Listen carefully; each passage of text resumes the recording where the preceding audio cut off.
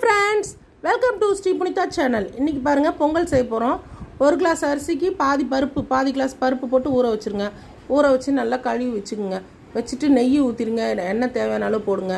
நல்லா காஞ்ச பிறகு நம்ம ஒரு பொருளாக போட்டு வறுத்துக்கலாம். அதுக்கு தேவையான பொங்கலுக்கு தேவையான பொருள் பாருங்கள். மிளகு, சீரகம், இஞ்சி, முந்திரி பருப்பு, கொஞ்சம் கருவேப்பிலை, வேறு எதுவும் போடல. இந்த நெய்யில் பாருங்கள் எந்தெந்த கலரு. இந்த மஞ்சளாக இருக்கிற நெய் நான் கீரைக்காரங்க கையில் வாங்குறது. வெள்ளையாக இருக்கிறது ஆவின் நெய். எப்படி இருக்குது பாருங்கள் வித்தியாசம். ஒவ்வொரு நெய்க்கும் ஒரு வித்தியாசம் இருக்குது. சரிங்களா ஃப்ரெண்ட்ஸ், பாருங்கள். இப்போ நான் இஞ்சி போட்டிருக்கேன். இஞ்சி நல்லா வதக்கட்டும். வதங்கின பிறகு அப்புறமா மிளகு, சீரகம், முந்திரி பருப்பு போட்டுடலாம். ஓகே ஃப்ரெண்ட்ஸ், வதக்கிட்டு இந்த மாதிரி நீங்களும் பொங்கல் செஞ்சு பாருங்கள். எப்படி இருக்குன்னு எங்களுக்கு கமெண்ட் பண்ணுங்கள். நான் அரிசி அதிலே கொட்டிடுவேன் ஃப்ரெண்ட்ஸ். பாருங்கள், அரிசி எல்லாருமே வேக வச்சுட்டு தாளித்து கொட்டுவாங்க. அது மாதிரி இல்லை, நான் இது மாதிரி செஞ்சுட்டு நல்லா கொதிக்க விட்டுட்டு ஸ்லோ பண்ணி குக்கரை மூடிடுவேன். அவ்வளோதான், பொங்கல் ரெடி ஆகிடும். பாருங்கள், நல்லா வறுத்துட்ட பிறகு இப்போ நான் தேவையான தண்ணி அரிசியை கொட்டுறேன். பாருங்கள், அரிசியை கொட்டிட்டு தேவையான தண்ணி ஊற்றுறேன். ஒரு கிளாஸ் அரிசிக்கு 3 கிளாஸ் தண்ணி ஊற்றுங்க.